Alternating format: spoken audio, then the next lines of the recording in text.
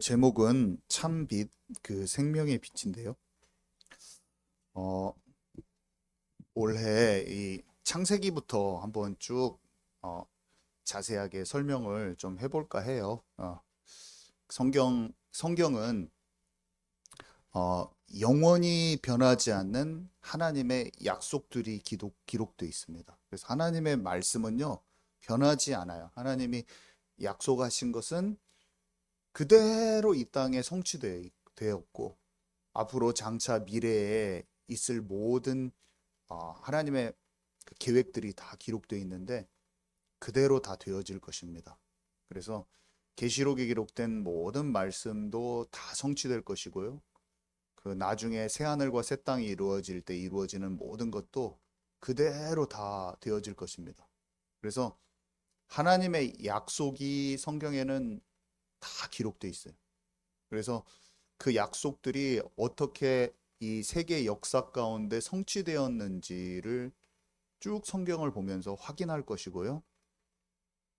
이스라엘 백성들한테 주셨던 약속했던 것들이 또 어떻게 성취되었는지, 예수님에 대해서 약속하신 것들이 어떻게 성취되었는지, 어, 그리고 지금 현재 어떤 모습들이 성취되어지고 있는지, 장차 어떤 하나님의 약속들이 또 성취될 것인지 다 나눌 것입니다.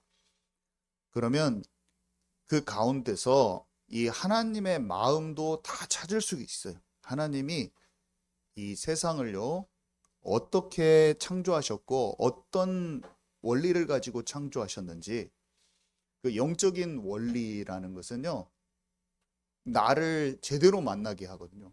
우리 삶에는 이해할 수 없는 것들이 굉장히 많잖아요. 그러니까 영의 세계를 모르고 물질 세계만 우리가 보고 살면요, 그냥 뭐 물이 높은 데서 아래로 떨어진다, 뭐 이런 건 다 알 수 있지만 진짜 근원적인 영적인 뿌리를 이해할 수가 없어요, 사람은 사실은.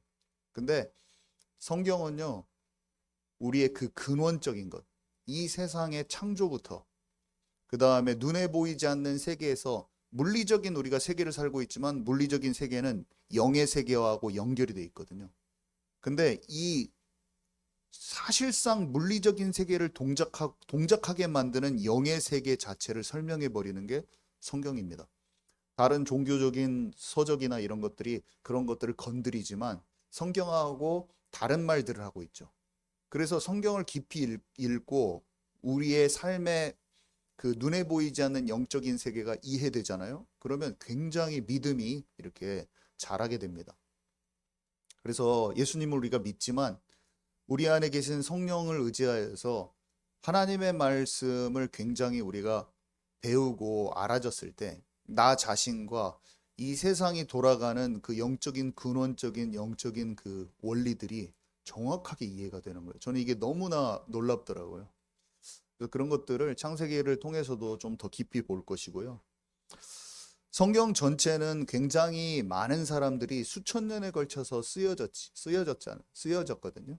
많은 사람에 의해서 쓰여졌는데 하나님이 이렇게 하나로 딱 뭉쳐놨거든요. 사람이 뭉쳐놓은 것 같지만 모아놓은 것 같지만 하나님의 어떤 섭리 가운데 이 성경이 딱 모아져 있는데 이 성경은 영적으로 한 맥락으로 한 원리로 정확히 구슬이 끼어지듯이 끼어져 있습니다.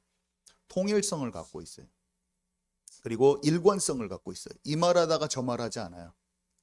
다른 경전들, 종교의 경전들은 모순이 되거든요. 근데 하나님의 말씀은 하나님의 말씀도 모순되는 게 있어요. 근데 영으로 올바른 방향으로 딱 이끌어 버립니다. 그 방향이 딱 다르지가 않아요. 그래서 굉장히 놀라운 거죠. 그게 여러분들이 꼭 올 한 해 동안 더 깊이 발견되셨으면 좋겠어요. 영적인 논리로, 그러니까 사람이 논리를 가지고 보잖아요. 근데 영적인 과학인 이 성경은 영적인 논리로 봐도 너무나 놀라운 투성이거든요. 그래서 일관성 있게 하나님의 하나를 말하고 있는 것을 딱 발견을 하잖아요. 그거를 여러분 발견할 수 있어요. 작년에도 제가 설명했지만 올해도 또 설명할 거거든요. 그러면 와, 진짜 이 성경을 손에서 놓을 수가 없게 됩니다. 성경이 너무나 놀라운 책이라서. 일단 내가 육신 체질이 안 꺾어져도 알게 돼요. 그래서 이거를 손에 하나님의 말씀이 진짜 영원하시고 진짜 놀랍구나, 이걸 딱 한번 알아줘야 돼. 그러면 그 말씀이 정말로 나를 이끌어가고 하나님의 마음을 거기서 다 찾아낼 수가 있거든요. 그래서 또 뭐라고 그랬습니까? 성경은 예수 그리스도로 말미암아 구원에 이르는 지혜가 있다고 그랬어요. 그래서 그 영적인 세계를 알려줄 뿐만 아니라 이 사탄의 나라, 이 사단의 어둠의 나라와 하나님의 나라에 대한 분명한 것을 설명해 주면서 우리를 어둠에서 끌어내어 흑암의 권세에서 끌어내어 그 아들의 나라로 들어가게 하는 하나님의 놀라운 그 지혜가 있는 책인 것을 오늘 같이 확인하시기 바랍니다. 재밌을 겁니다. 창세기 1장 1절부터 3절, 딱 창세기의 가장 첫 부분을 우리가 나누는데요. 첫 번째 보니까요, 제가 성삼위 하나님의 창조하심이라고 써놨어요. 그건 지금 1절에서 3절까지 제가 설명하려고 합니다. 창세기 1장에서 3절까지는요, 굉장히 놀랍게도 성삼위 하나님에 대해서 쫙 이렇게 설명을 하는 거예요. 성삼위 하나님. 하나님은 한 분인데 또 세 분이라고 그래. 세 분인데 한 분이라고 하고. 이거는 뭐 사람의 그 물리적인 지각으로는 잘 이해할 수 없어요, 사실은. 근데 1절에 보니까 태초에 하나님이 천지를 창조하시니라 했을 때 이 하나님은 원어적으로는 엘로힘이라는 단어를 씁니다. 근데 보통 이 엘로힘을 사람들이 창세기 1장 1절 해석할 때 성삼위 하나님이라고 해석해요. 근데 이 단어가요, 복수형으로도 쓰이면서도 단수형으로도 이렇게 표현이 되는 이런 단어예요. 굉장히 원어 자체도 성삼위 하나님의 느낌을 가지고 있어요. 근데 여기서 태초에 하나님이 천지를 창조하시니라 이 표현에서는요, 이 창조의 계획과 주권을 딱 쥐고 있는 것으로 봤을 때는 성삼위 하나님이시긴 한데 거기에서 성부 하나님의 속성이 많이 드러난다라고 사람들이 이렇게 주석에도 달아져 있고 평가를 많이 해요. 왜냐? 우리가 잘 알죠. 예수님으로 말미암아 온 만물이 지어졌다 이렇게 하지만 그것을 하게 하신 분, 계획을 가지고 주권을 가지고 말씀하신 분은 아버지 하나님이다. 이렇게 사람들이 신학적으로 많이 표현을 하거든요. 그래서 삼위의 하나님이 천지 만물을 창조하시는 것이 1절부터 3절까지 드러나는데 이 1절은 이 창조하시는 일을 같이 하시는 데 있어서 아버지 하나님께서 질서 있게 지휘하면서 말씀하셨다라고 1장 1절을 많이 얘기합니다. 성부 하나님께서 이 창조의 계획과 주권을 가지고 계시기 때문인데요. 자, 그리고 2절에 보면은 하나님의 영, 성령에 대해서 이렇게 설명하는 장면이 나옵니다. 제가 현대어 성경에 써놓은 것을 한번 그 주보에 나온 걸 같이 읽어보도록 하겠습니다. 시작.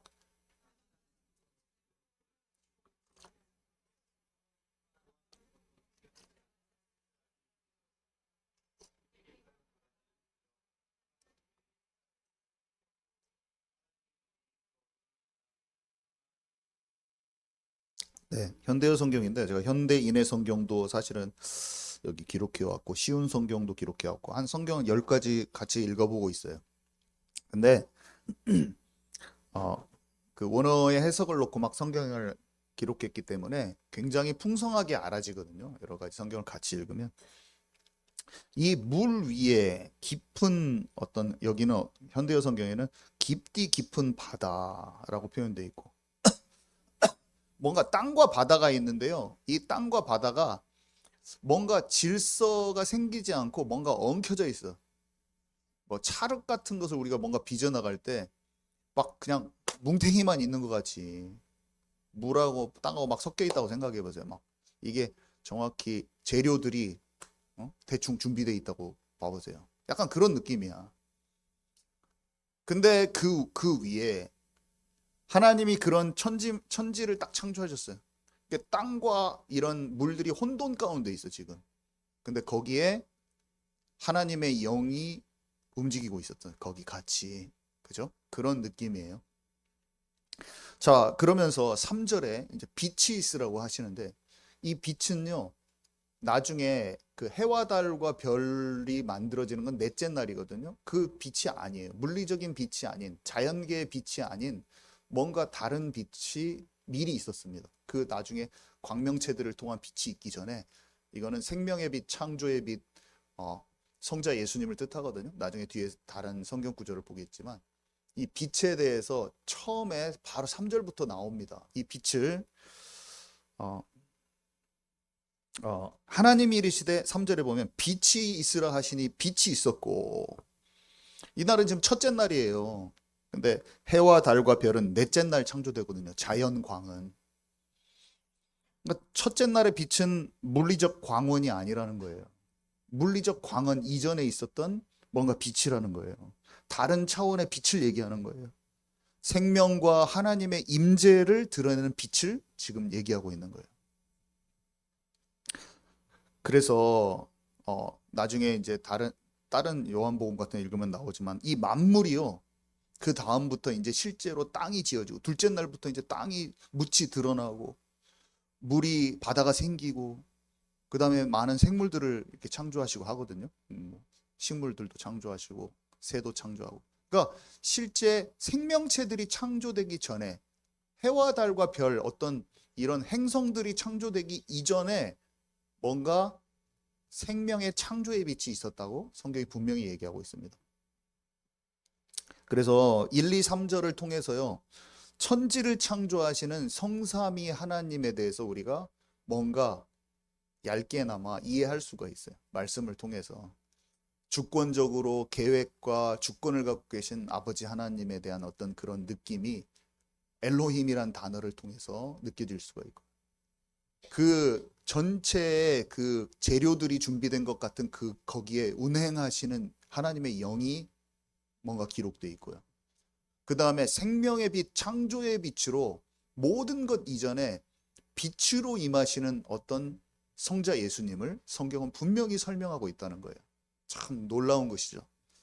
자, 그런데요. 2번 지금 주보에 보면 파란색으로 써 있죠. 2번 태초에 나타난 생명의 빛에 대한 기록을 요한복음 1장 1절에서 4절까지 우리 함께 나누도록 하겠습니다. 읽도록 하겠습니다. 시작. 태초에 말씀이 계시니라. 이 말씀이 하나님과 함께 계셨으니 이 말씀은 곧 하나님이시니라. 그가 태초에 하나님과 함께 계셨고 만물이 그로 말미암아 지은 바 되었으니 지은 것이 하나도 그가 없이는 된 것이 없느니라. 그 안에 생명이 있었으니 이 생명은 사람들의 빛이라. 아멘.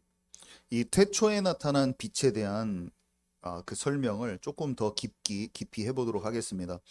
창세기 1장을 설명하는 그 빛에 대해 설명하는 게 요한복음 1장에 지금 요한이 설명을 하는 거예요. 요한이 사도 요한이잖아요. 예수님이 사랑하던 제자. 이 요한은요. 복음을 기록했을 때 이 복음을 전하고 싶은 거예요. 예수님에 대해서 표현하고 싶은 거예요. 그래서 사람들이 알아들을 수 있는 방식으로 글을 쓰겠죠. 그죠? 우리가 글을 쓰면 예수님에 대해서 쓰고 싶잖아요. 그러면서 예수님에 대해서 막 쓰고 있는 거예요. 좀 시작부터. 근데 뭐라고 설명하냐면 태초에 로고스가 있었다. 이렇게 돼 있어요. 로고스. 말씀이 이제 로고스란 단어거든요. 근데 그 당시에는 헬라어를 사용했단 말이에요. 그래서 로고스란 단어는 헬라어입니다. 헬라어는 헬라 제국의 언어. 헬라 제국이 그리스 제국이잖아요. 그러니까 로마가 그때는 로마 시대였는데 로마 시대 이전에 로마 이전의 제국이 그리스 제국이었어요. 그 그리스 제국은 알렉산더 대왕, 여러분 잘 아시죠? 역사의 책에 나오는 굉장히 많은 영토를 차지하고 있었고 특별히 문화를 완전히 지배했습니다. 특히 언어. 그래서 로마 시대 때 로마가 철을 가지고 세계를 완전히 제패해서 이제 로마가 다 집어삼켰죠. 그리스까지 다 집어 전쟁해가지고 다 이겨버리고. 그치만 로마가 그리스 문화를 그대로 가지고 있는 거예요. 자기의 독자적인 문화, 언어를 사용한 게 아니라 그 문화 위에 자기의 나라를 제국을 건설한 거였어요. 그래서 전 세계에는 헬라 언어로 한마디로 헬라가 그리스거든요. 이 그리스 언어가 사용되고 있었던 때예요. 그래서 성경이 헬라어로 기록돼 있잖아요. 그래서 그 사람들이 다 그래서 그리스 철학, 스토아 철학 이런 거 많이 아시죠? 그 그리스 철학이 굉장히 많이 발달돼 있었고 바울이 전도하러 갔을 때 막 그 사람들이랑 막 그리스 철학한 사람들이랑 철학이랑 변론하잖아요. 바울이 그렇게 하다 실패하잖아요. 그 내가 그리스도 알기로 작정하였습니다. 이렇게 얘기하잖아요. 사람들이랑 말싸움에서 이기는 게 아니구나. 그렇다고 사람들이 설득되는 게 아니구나. 이런 말을 하는 그런 장면이 나오죠. 근데 요한이요, 헬라어를 사용하고 있었기 때문에 그 당시에 사람들이 알아들을 수 있는 단어를 선택할 수밖에 없었어요. 근데 이 헬라어의 로고스라는 단어는 우리가 이제 한국어로 돼서 와전이 됐기 때문에 말씀이 육신되어 오셨다 그러면은 하나님이 말한 그 말이 예수님으로 이렇게 오셨나 이렇게 착각할 수가 있다는 것을 제가 예전에 요한복음 설명하면서 말했어요. 저도 이걸 보다 보니까 성경에 대해서 깊이 알다 보니까 어린 시절 제가 알았던 그런 지식들이 잘못됐다는 걸 많이 깨닫게 됐는데 그 중에 하나가 이 로고스에 관한 것입니다. 로고스는 철학에서는 어떤 단어로 표현되냐면요, 이 우주적인 질서, 우주의 어떤 법칙, 우주의 이런 보이지 않는 어떤 그 사람들이 철학적으로 생각했을 때 신적 존재를 갖다가 로고스라고 하는 거예요. 그러니까 태초에 천지 만물이 창조됐을 때 뭔가 우주적인 어떤 보이지 않는 그런 우주의 질서가 있는데 그것이 사람 몸을 입고 와버렸다라고 표현한 거야. 그 사람들이 알아들을 수 있는 단어라는 게 로고스라는 철학적 단어였기 때문이에요. 여러분 아멘이십니까? 근데 그래서 단순유리가 말씀이 육신되어 오셨다 그러면 착각을 해버려요. 하나님의 말을 하는 이런 말이 육신이 됐나? 아니라고요. 그냥 하나님과 함께 하셨던 성삼위 하나님 중에 성자라는 어떤 인성과 신성을 갖고 있는 그 부분, 그 성자 예수님에 대한 어떤 그것을 그들의 말로 그 당시의 말로 표현하려고 했던 게 로고스였다는 거 여러분 아시기 바랍니다. 이해 가시죠? 그래서 이 로고스라는 단어에 대해서 그래서 그냥 너무 어렵게 말씀을 막 말이 하나님의 말이 육신이 됐다 너무 어렵게 생각하지 마시고 그냥 성자 예수님이 본래 삼위 하나님으로 같이 계셨는데 그분이 오셨다는 그 뜻이에요. 그냥 그래서 우리가 보통 생각하는 그 말씀이 육신된 것이 아니라는 것 그것을 다시 설명하고 싶고요. 그래서 요한은 보이지 않는 신적 우주적 존재가 인간으로 오셨음을 설명하기 위해 선택한 단어였고 그들이 이해할 수 있는 최대한 가까운 단어를 선택한 것이다. 여기에 또 뭐라고 돼 있습니까? 만물이 요한이 뭘 설명해 주냐면 만물이 피조물 하나님이 창조하신 모든 것이 그로 말미암아 지은 바 됐어요. 예수님을 통해 지은 바 됐다고 요한이 설명해 줍니다. 그분은 생명이요 사람들의 빛이라. 이렇게 요한이 설명을 해줘요. 예수님 통해서 만물이 지어졌다고 설명을 해주는 거예요. 그러면서 3번에 보니까 빛과 어둠으로 나누어졌다고 4절에 말했어요. 빛과 어둠을 나누사 4절에 되어 있는데 지금 이 빛은요 해와 달과 별로 일어나는 광명체의 그 빛이 아니라 뭔가 이 생명의 빛인 거예요. 생명의 빛. 지금 생명의 빛이 분리시키는 걸 얘기하는 거예요. 빛과 어둠으로 나누어지는 것을 지금 설명하는 거예요. 영적 세계에 대한 설명인 걸 여러분 깨달으시기 바랍니다. 단순하게 자연계의 낮과 밤을 이야기하는 게 아니에요. 생명과 죽음에 대해 얘기하는 거예요. 영적인 올바른 질서와 뭔가 어둠의 혼돈을 얘기하는 거예요. 진리 되신 분과 거짓된 것을 지금 나누어서 얘기하는 거예요. 하나님의 나라와 사탄의 나라에 대해서 분명하게 분리되어지는 어떤 것을 설명하고 있는 것입니다. 하나님은요 처음부터 영적으로 선악간에 분리된 세계가 창조되게 하셨다는 것을 우리가 눈치챌 수가 있어요. 그래서 1절부터 4절까지는 지금 첫째 날의 내용이거든요. 첫째 날의 내용이 뭔 것 같아요? 지금 뭔가 진흙 찰흙덩어리 팍 뭉쳐놓은 것처럼 막 이 떡진 거야. 땅과 물이 혼돈돼 있고 이게 뭔가 행성들이 생기고 이게 딱 지구 땅덩어리가 생기면서 막 바다가 생기고 그러지 않았어요. 뭔가 이게 막 엉켜져 있는 거야. 거기에 빛을 딱 생명의 빛을 두셔서 이 빛으로 말미암아 이제 창조를 시작하려는 어떤 그런 느낌을 우리가 받아야 되는 거예요. 여러분 아멘이십니까? 빛과 어둠을 나누시면서요 앞으로 창조 사역을 진행할 모든 준비가 맞춰진 것 같은 그런 느낌. 첫째 날에 그런 것이 딱 있으면서 하나님이 하늘과 땅 그거를 탁 만드셨는데 이 땅이 아직 분리되지는 않고 뭔가 엉켜 있는데 거기에 하나님의 영이 움직이고 있어요. 운행하며 빛 대신 그리스도를 탁 빛 대신 그리스도가 함께 있으면서 어둠이 나눠지는 그런 모습을 보여주고 있는 것이 창세기 1장부터 4절까지 내용입니다. 그러면서 둘째 날부터 본격적으로 창조가 진행되는데요. 나중에 이제 오늘 이제 읽어보셔요. 창세기 1장을. 땅과 바다가 탁 나눠지면 묻이 드러나고 바다가 딱 생겨요. 그 다음에 채소와 나무를 먼저 지으셔요. 그 다음에 해와 달과 별을 그때 그 다음에 만드십니다. 넷째 날에 가서. 그리고 나서 뭘 만드시냐? 동물들, 큰 바다 짐승들 이렇게 표현되어 있는데 바다에 있는 큰 짐승들, 새들, 그 다음에 땅의 짐승들을 만들, 그 다음에 땅의 동물들을 만들, 그 다음에 맨 마지막에 하나님의 형상 가진 사람을 만드는 거예요. 그러니까 처음에 딱 뭔가 준비된 재료가 준비되어 있고 거기에 하나님의 영과 그리스도의 빛이 딱 생명의 빛이 있으면서 그로 말미암아 이 생명의 빛으로 말미암아 모든 자연계 생물들이 쫙 생기는 거죠. 여러분 마음에 펼쳐지십니까? 조금? 창세기 1장이 이런 내용이에요. 그러면서 예수님이 스스로 자신에 대해서 설명하는 것이 나옵니다. 4장입니다. 4장 네 번째 4번 예수님의 설명 우리 한번 읽읍시다. 시작. 예수께서 또 말씀하여 이르시되 나는 세상의 빛이니 나를 따르는 자는 어둠에 다니지 아니하고 생명의 빛을 얻으리라. 아멘. 요한이 예수님에 대해서 말했잖아요. 그가 생명인데 사람들의 빛이라 이렇게 말씀하셨고 말해주셨고 예수님도 뭐라고 스스로 나는 이 세상의 빛이니 나를 따르는 자는 어둠에 다니지 않고 생명의 빛을 얻으리라. 이 생명의 빛이라고 얘기하는 거예요. 그래서 요한의 말을 통해서도 알 수 있고 예수님의 말을 통해서도 알 수 있어요. 아, 이 창세기에 나온 이 만물을 창조한 그 생명의 빛이 예수님이구나. 만물이 그로 말미암아 지어졌구나. 그 다음에 어둠과 구별되어진 빛이 예수님이구나. 이거를 알 수가 있습니다. 자, 바울은 뭐라고 설명하는지 들어보도록 하겠습니다. 고린도후서 4장 6절입니다. 시작. 어두운 데에 빛의 빛이라 말씀하셨던 그 하나님께서 예수 그리스도의 얼굴에 있는 하나님의 영광을 아는 빛을 우리 마음에 비추셨느니라. 아멘.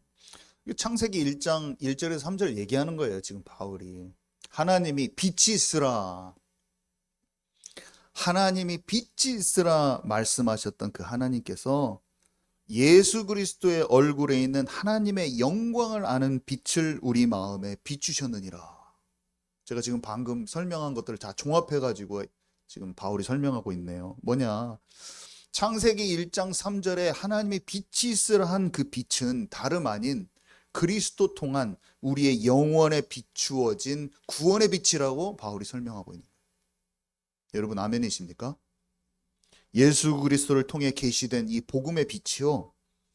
이것을 깨닫고 소유한 자가 하나님을 알게 된다. 이렇게 바울이 설명하는 거예요.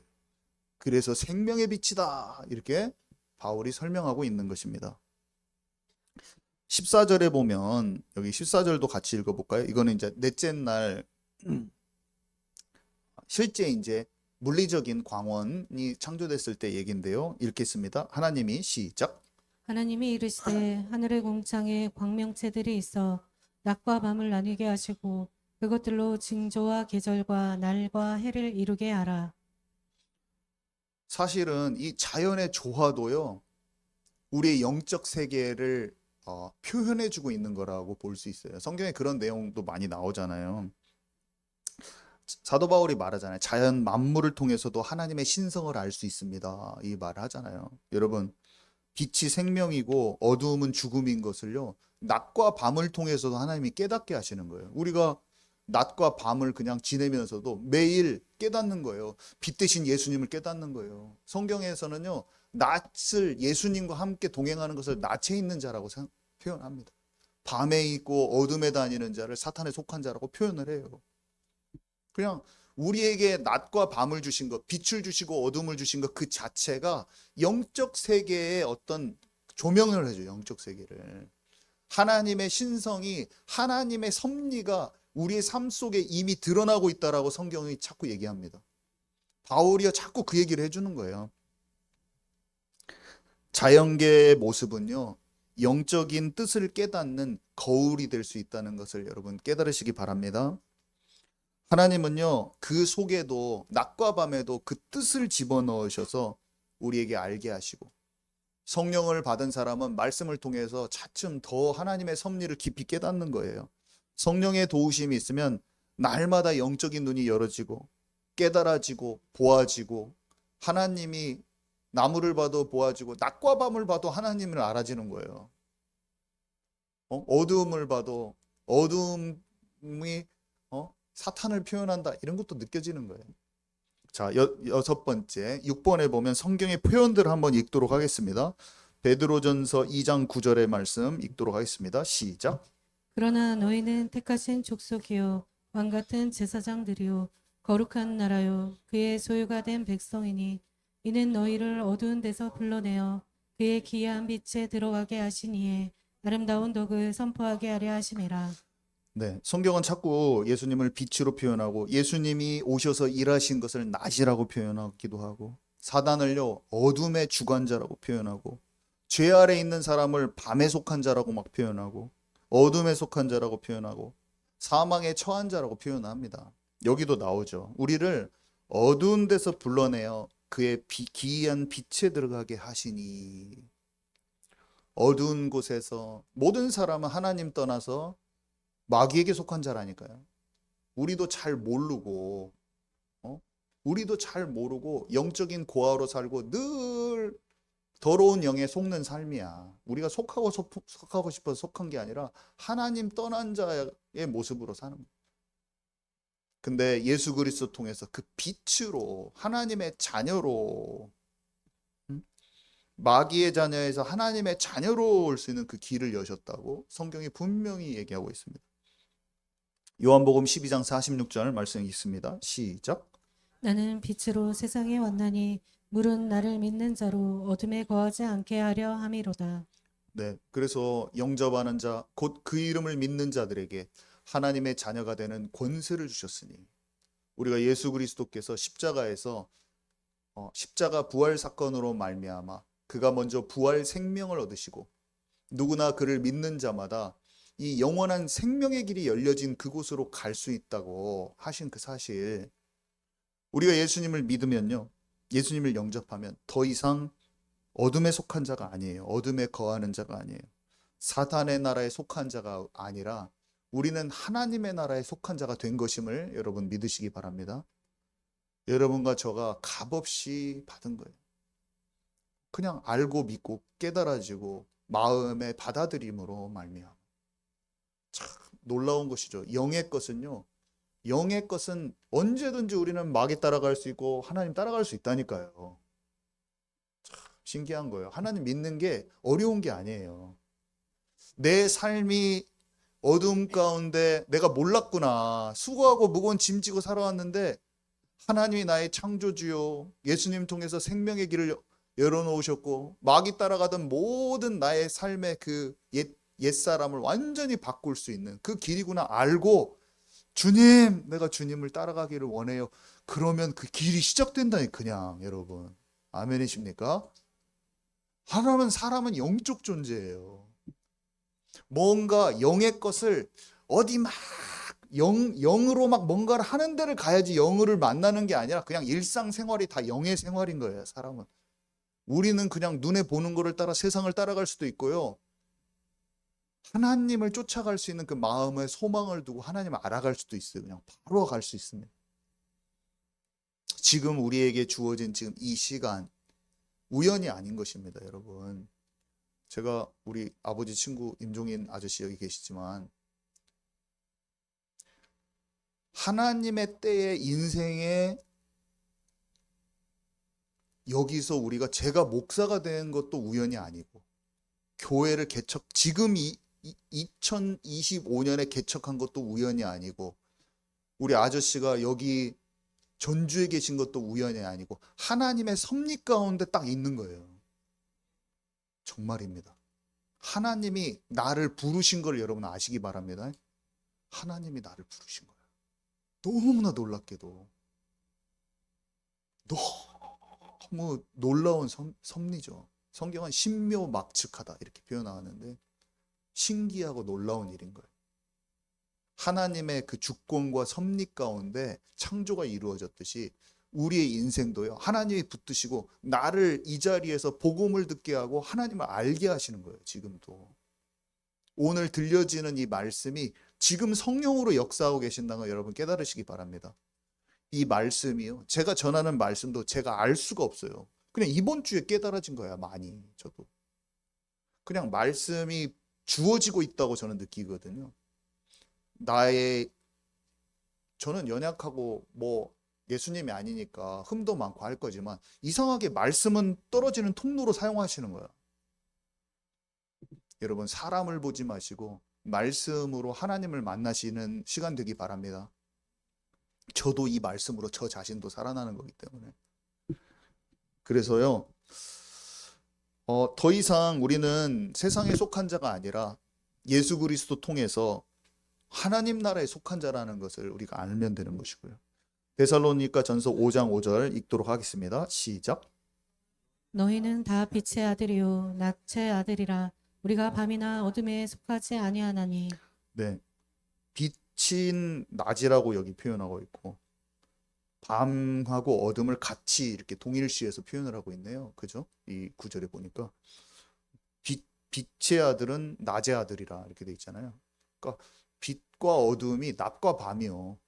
그렇게 비유로 설명하고 있어요. 요한복음 3장 19절에서 20절 우리 그 정죄는 읽겠습니다. 시작. 그 정죄는 이것이니 곧 빛이 세상에 왔을 때 사람들이 자기 행위가 악함으로 빛보다 어둠을 더 사랑한 것이니라. 악을 행하는 자마다 빛을 미워하여 빛으로 오지 아니하나니 이는 그 행위가 드러날까 함이요. 네. 모든 사람이 하나님을 떠나서 마귀 따라 죄짓고 하나님을 대적하고 죄를 사랑한 것이죠. 그러니까 저는 예수님 믿고 교회에 있어도 내 마음이 엄청 죄성이 많고 죄를 막 사랑하더라고. 죄를 사랑하는 게 너무 많은데 내가 정말로 세상의 풍조 따라서 마귀를 경배하는 삶을 살았구나. 이게 알아진 거죠. 그러니까 예수님 진짜 믿어졌을 때 내가 교회를 다녔는데 내 마음은 세상을 따랐네. 내 마음은 하나님보다 죄를 더 사랑했네. 그냥 이게 알아졌어요. 말씀을 들으니까 그냥 알아졌어, 어느 날. 그래서 예수님을 이 사람들이 죽였잖아요. 왜 그러냐면 빛 대신 예수님을 미워했다고 그랬잖아요. 여기서 세상은 빛보다 어두움을 사랑해서 빛이 왔는데 예수님을 잡아 죽였어요. 그래서 예수님이 말씀하시잖아요. 세상 너희는 핍박받을 것인데 앞으로. 왜냐하면 네가 세상에 속해 있지 않고 나를 따르면 너는 핍박받고 욕먹고 사람들한테 그렇게 될 거야. 왜냐? 세상이 너를 미워하기 전에 이미 세상은 나를 받아들이지 않았어. 나를 먼저 미워했다라고 주님이 얘기해 주신 거예요. 예수님이 빛으로 오셨는데 이 세상에서 사람들이 깨닫지 못했죠. 자기 백성이 죽인 거예요. 사랑하는 자기 백성이. 우리도 사랑하는 우리 가족들이 나를 싫어할 수도 있습니다. 미워할 수도 있어요. 예수님께로 더 가는데 더 미워할 수도 있어요. 왜냐? 나빠서 그런 게 아니라 하나님을 알지 못하기 때문에 그래. 영이 닫혀 있기 때문에. 그러면 어떻게 해요? 예수님처럼 이번에 용서에 대해서 나눴지만 저들이 하는 일을 알지 못합니다. 저들을 용서하옵소서. 이렇게 예수님 말씀하셨잖아요. 이 마음이 점차 깨달아지는 것이죠. 내가 원하는 하나님 원하시는 방향을 내가 알아요, 인생에. 근데 절대로 세상에 속해 있는 사람은 가족이어도 그 마음에 따라올 수가 없어요. 그러면 우리가 다그치고 조급한 마음에 이 사람 바꾸려고 하고 이렇지 않았잖아요. 그죠? 하나님의 사람들이 자기의 길을 갔어. 하나님이 증인되게 하시는 하나님의 길을 뚜벅뚜벅 갔어요. 노예의 길로, 감옥에 가는 길로, 그 십자가의 길로, 자기에게 허락된 십자가의 길로 간 거예요. 그랬더니 하나님이 그 일을 이루시는 거예요. 그래서 우리가 조급함을 더 내려놓고 시간도 내 맘대로 돌아오는 상대방이 돌아오는 시간도 내 맘대로 다 정하지 않고 오늘 내가 깨달아져야 될 그 걸음을 가는 거죠. 오늘 내가 요셉은 보디발 장군 집에서는 자기가 탁 습득하고 앞으로 증인되기 위한 자기가 배워야 될 것, 하나님께서 가르쳐 주시는 걸 잘 배워갔어요. 감옥에서도 영적인 어떤 꿈을 해석하면서 거기에서 자기가 성장해야 될 걸 성장한 거예요. 나중에 장차 국무총리가 되기 위한 어떤 기능적인 부분과 영성인, 기능과 영성을 준비하는 그 기간을 성실히 하나님과 함께하면서 기쁨으로 걸었다. 비록 상황은 어려웠지만 당장 형들을 바꾸려고 한 것은 아니었죠. 우리가 이것을 더 배우고 깨달아가는 그 광야 인생 속에 있는 것이다. 오늘 다시 한번 생각하기 바랍니다. 그래서요, 에베소서 5장 8절 함께 읽습니다. 시작. 너희가 전에는 어둠이더니 이제는 주 안에서 빛이라. 빛의 자녀들처럼 행하라. 네, 우리가 어둠 가운데 있었는데 이제는 주 안에서 빛인 거예요. 예수님이 빛인 줄 알았는데 내가 빛이래. 나도 빛이야. 빛의 자녀들처럼 행하라. 여호와의 영광이 너의 위에 임하였으니 일어나 빛을 발하라. 이렇게 말씀하신 거죠. 우리에게 이미 창조의 빛, 생명의 빛이 임한 거예요. 그래서 그 빛을 발할 수 있는 사람으로 우리를 바꾸셨다고 얘기하셨습니다. 자, 결론입니다. 그래서요, 예수님을 통해서 구원을 받는다는 것은요, 골로새서 1장 13절 우리 함께 읽습니다. 시작. 그가 우리를 흑암의 권세에서 건져내사 그의 사랑의 아들의 나라로 옮기셨으니. 네, 하나님이요 우리를 흑암의 권세에서, 아까 그 어둠에서 건져내신 거예요. 예수님 통해서. 마귀의 습성 따라서 죄 가운데 있던 우리의 모든 그런 죄와 허물, 실수와 잘못들, 하나님 없이 마음이 막 조급하고 괴롭고 해서 행했던 모든 쓰레기 같은 나의 언행 심사 있었을 수 있죠. 그리고 내가 착하게 살려고 했지만 마음속에서는 막 굉장히 괴로웠던 그런 마음도 있을 수도 있고. 근데 그 모든 것을 괜찮아, 용서받게 하셨어요. 네가 나를 몰라서 나를 떠나서 있었던 일이야. 괜찮아. 오늘 찬양에 나를 악한 자로 여기지 않으시고 나의 원통함을 아시니. 하나님, 내가 어디서 왔다 어디 가는지도 모르겠고 이 사람들의 갈등과 너무 지쳤고 이 세상에도 너무 원통함이 생겨요. 왜 나는 이렇게 이 모양 이 꼴로 실패하고 낙오한 것 같아요. 원통합니다. 사람들이 나를 욕해요. 너는 왜 그 모양밖에 안 되고. 나를 악한 자로 여기지 않고 나의 원통함을 아시는 주님께서 이제 내가 너를 진짜로 사랑하고 이 생명의 길을 열어놓았으니 내가 주는 진짜 새 힘을 얻고 공급받아서 나의 자녀로 정복하고 다스리는 권세를 갖고 살자. 괜찮아. 지난날의 모든 어렵고 수고하고 지쳤던 모든 거 힘들었었지. 이 창조의 비밀을 깨닫게 되는 거예요. 하나님과 함께하지 않으면 안 되는 그 비밀을 깨닫게 되는 저와 여러분 되기 바랍니다. 그래서요, 우리가 빛 가운데서 이 빛이신 하나님의 아들 주 예수님 안에서 우리가 하나님을 아버지로 만나게 된 거예요. 하나님과 교제 가운데 살 수 있는 자가 된 거예요. 하나님이 우리 아버지인 거예요. 예수님 통해서 하나님 아버지 하고 우리가 기도하면 돼요. 아버지 우리가 불러볼 수 있어요. 하나님 아버지. 내 육신의 아버지도 참 연약하잖아요. 나이가 들면 이렇게 선생님들도 잘못한 것도 많어. 저 선생님 왜 그래? 그런 게 아니에요.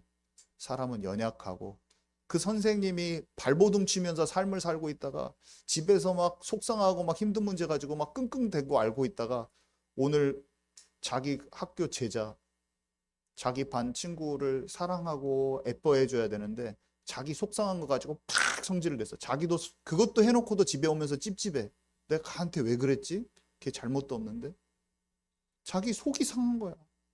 근데 우리가 그런 선생님 만나면 어때요? 집에 와서 내가 뭐 잘못했나? 왜 저 사람은 선생님께 나는 사랑받고 싶은데 왜 선생님 나한테 함부로 하지? 막 그게 상처가 되는, 사람은 상처가 쌓이는 법이거든. 세상은요, 장유유서라는 단어로 해결할 수 없는 일이 너무 많아요. 어른들한테 잘하고 잘 살아야지. 근데 그 어른이 나한테 너무 피해를 주면 어떻게 할까? 부모를 공경해야 돼. 근데 부모가 나를 버렸어. 그럼 어떻게 해야 돼? 힘들어서.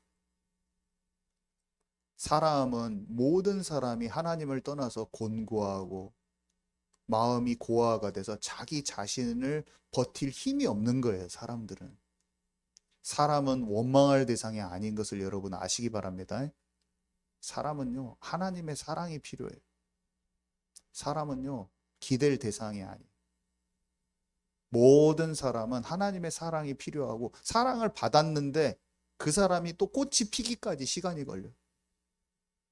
꽃이 한번 피려면 어떻게 해요? 다듬어주고 물 주고 해야 하고 가꿔줘야 돼. 그래서 그 꽃이 피기 전에 그 강팍한 나무를 보고 우리가 또 지적질하면 안 돼요. 아이고, 예수 믿었으면서 왜 그래? 예수 믿어도 꽃이 피는 시간이 걸리더라.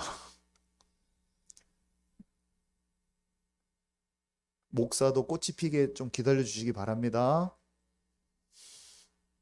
목사만 성도를 이렇게 돌봐주는 게 아니에요. 성도도 목사님을 위해서 기도해 주시기 바랍니다. 다 똑같은 인간이에요. 한 발자국만 먼저 앞서가고 있어도 하나님 리더로 세울 수가 있는데, 여러분도 다른 사람들 말씀 양육해 보세요. 말씀 양육을 하는데 내 자신이 엄청 모자란다는 사람이라는 걸 계속 깨달을 거예요. 내가 가르쳐도 되나? 이 정도인데? 막 하면서. 근데 그 사람보다 내가 먼저 하나님을 조금 더 알면 하나님이 그 사람을, 이 사람을 이끌어주게 하실 수도 있어요.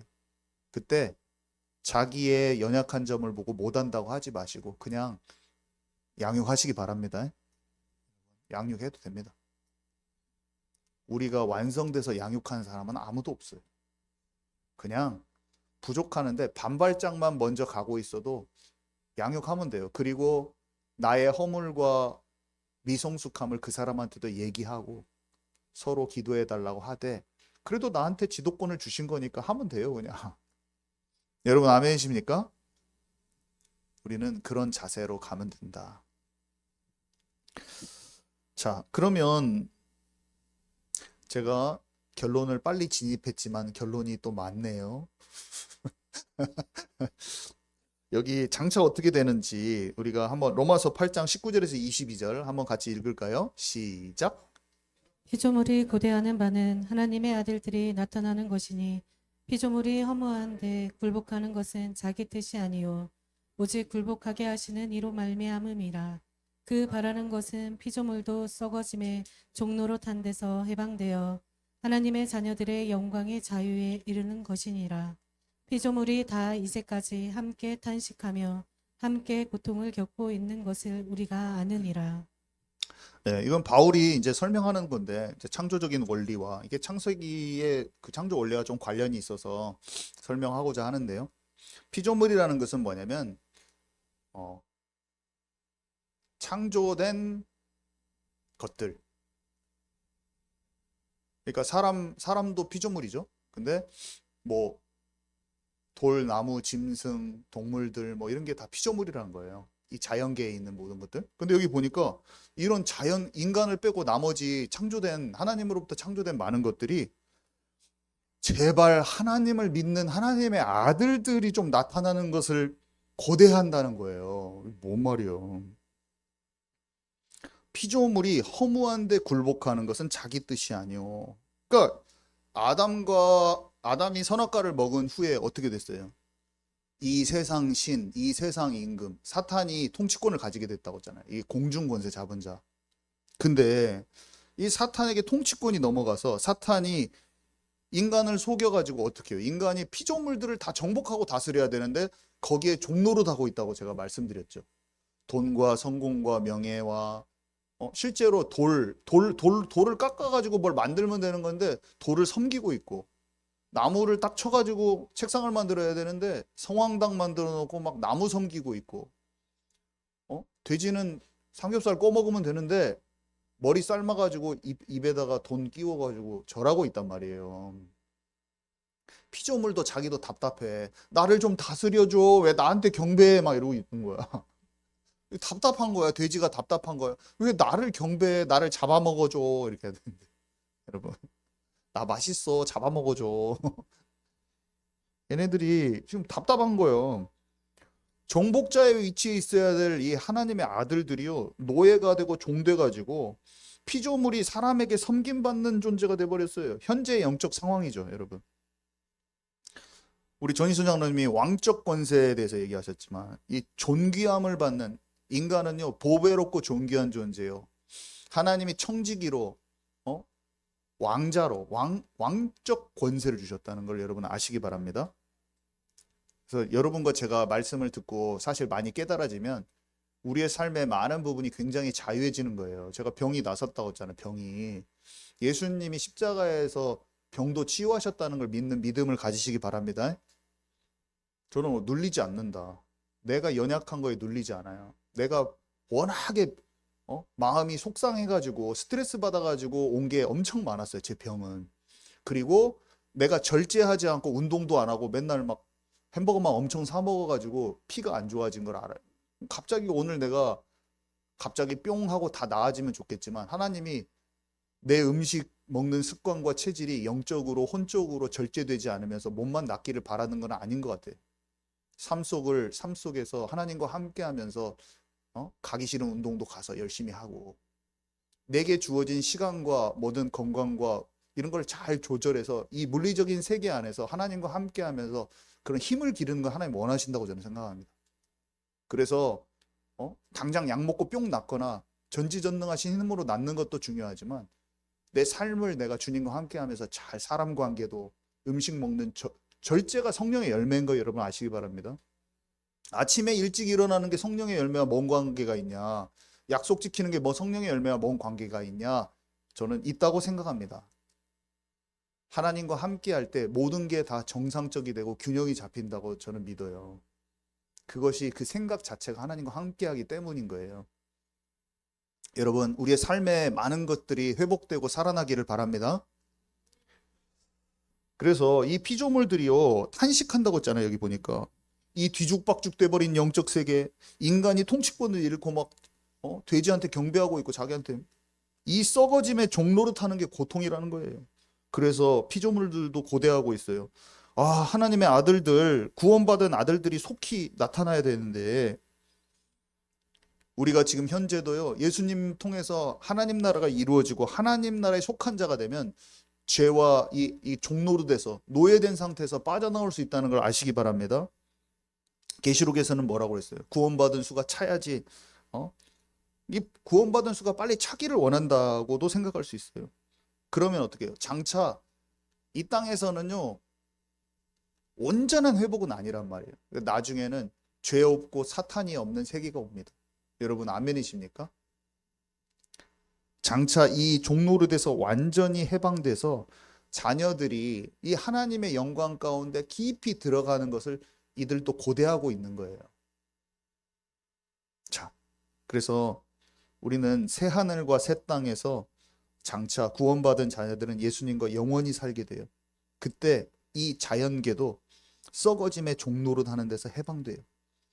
새 하늘과 새 땅에서 함께 영광 가운데 있게 될 거예요. 그때는 사탄도 죄도 없거든요. 그때는 사탄도 죄도 없어요. 거기는 예수님의 사랑과 행복만이 가득한 세계가 된다고 성경은 분명히 얘기하고 있습니다. 그때 우리는 예수님처럼 부활 생명을 얻는다고 돼 있어요. 새 몸을 얻는다고 돼 있어요. 천국 갔다 온 사람들이 뭐래요? 땅에서 맛보지 못한 신령한 음식도 먹고 아마 잠도 안 자도 될 거예요. 먹어도 되고 안 먹어도 되지만 예수님은 그 모습을 어떻게 보여주셨어요? 막 문 같은데 막 통과해갖고 들어와 버려.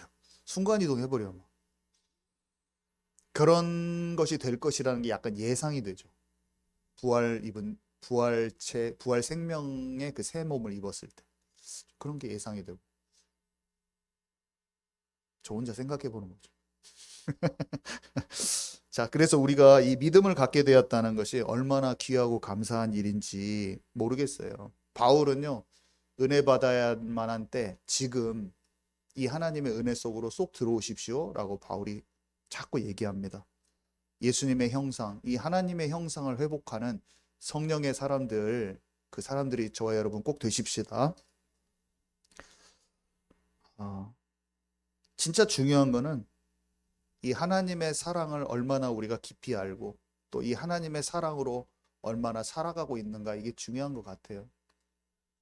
하나님의 사랑을 생각할 때는 내 마음에 사랑이 없는 것 같아요. 진짜 사랑이 좀 부족하다. 하나님의 사랑에 비해서 하나님의 풍성하신 나를 사랑하신 사랑을 봤을 때 그 사랑을 알긴 알지만 여전히 너무 부족하다. 그래서 저도 제 마음에 계속 드는 생각은 하나님의 사랑을 더 풍성히 알고 그 사랑을 전하는 사람이 되고 싶습니다. 이게 마음에 올라오는 거예요. 그래서 여러분, 하나님이 나를 얼마나 보배롭고 존귀하게 창조하시고 또 지금 이 땅에 살게 하신 이 땅의 기회라는 게 있거든요. 이 시간들이 있는데 진짜 우리는 세상의 것에 얽매이지 말라고 바울이 얘기하잖아요. 세상의 것이 자꾸 우리를 흔들고 분산되게 하는데 영적으로 하나님과 깊은 관계로 들어가게 못하게 하는, 어떻게 게으르게 하는 것도 있고 또 시간 낭비하게 하는 것도 있는데 그것을 다 뿌리치고 장성한 분량으로 들어가는 저와 여러분 되기 바랍니다. 네, 오늘 제가 참빛이라는 찬양을 같이 하고 싶은데요. 이상하게 창세기 이거를 이 1장을 계속 읽으니까 진짜 저절로 그 말씀이 가사가 된 찬양 히즈윌의 참빛이 저절로 막 올라와 마음속에서. 그래가지고 제가 왜 이렇게 이 찬양이 자꾸 올라오냐, 같이 불러야 한갑다. 그래서 부르려고 딱 하니까 엄청 높아. 그래서 아시는 분, 저는 가다가 높은 데가 나오면 가성으로 부를 거예요. 작게 부를 거예요. 그래서 여기 아시는 분들은 여기 악보를 띄울 거거든요. 우리 태준 형제가 크게 불러줄 건데 아시는 분들은 같이 부르면서 사랑을 찾는 사람 그 후렴구만 한 번 더 할 겁니다. 아셨죠? 우리 같이 이 찬양 가사를 생각하면서 같이 한번 찬양하고 제가 기도하고 말씀은 마치도록 하겠습니다. 우리 한번 반주해 주세요. 우리 다 같이 한번 불러보게요. 아시는 분들은. 모르시는 분은 그냥 가사를 묵상하고 우리 태준 형제 중심으로 우리 같이 하도록 하겠습니다.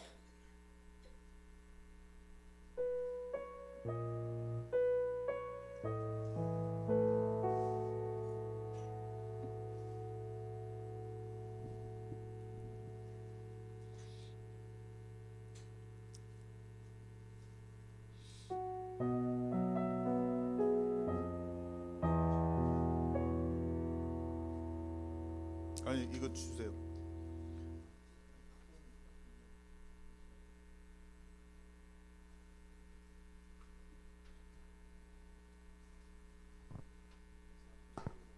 응? 나 여기 있어. 준비가 어리버리하게. 어저께부터 진짜 많이 말했는데도 이렇게 하고 있어서 답답해요, 안 답답해요? 우리 그래도 기쁜 마음으로 가사를 생각하면서 우리 한번 찬양하도록 하겠습니다.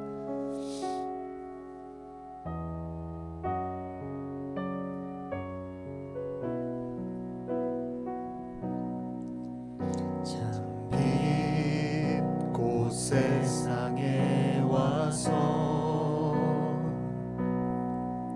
각 사람에게 비추는 빛 그 안에 생명이 있으니 이 생명은 사람들의 빛이라 어두운 세상에 참빛이 오셨네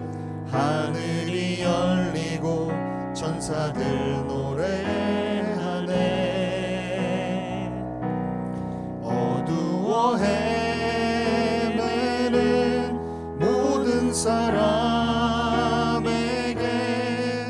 참 생명 주시려 예수 나셨다.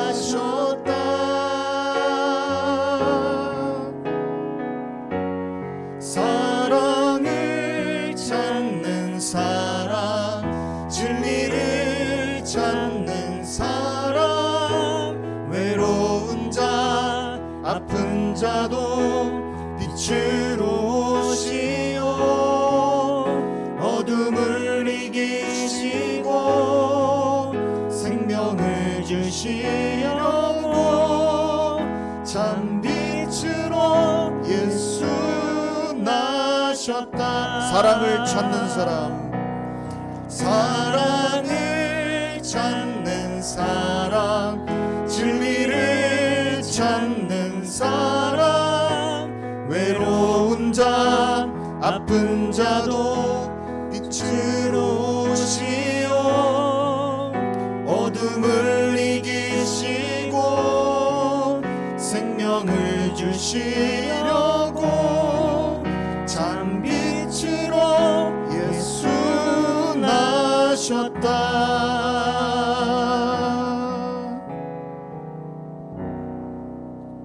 네, 기도하도록 하겠습니다.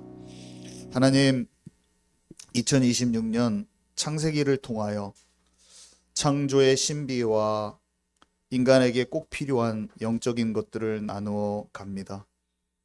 하나님 아버지의 감춰진 비밀들이 우리의 영과 생각에 깊고 풍성하게 풀어지는 한 해가 되게 하옵소서. 예수님의 이름으로 기도드렸습니다. 아멘.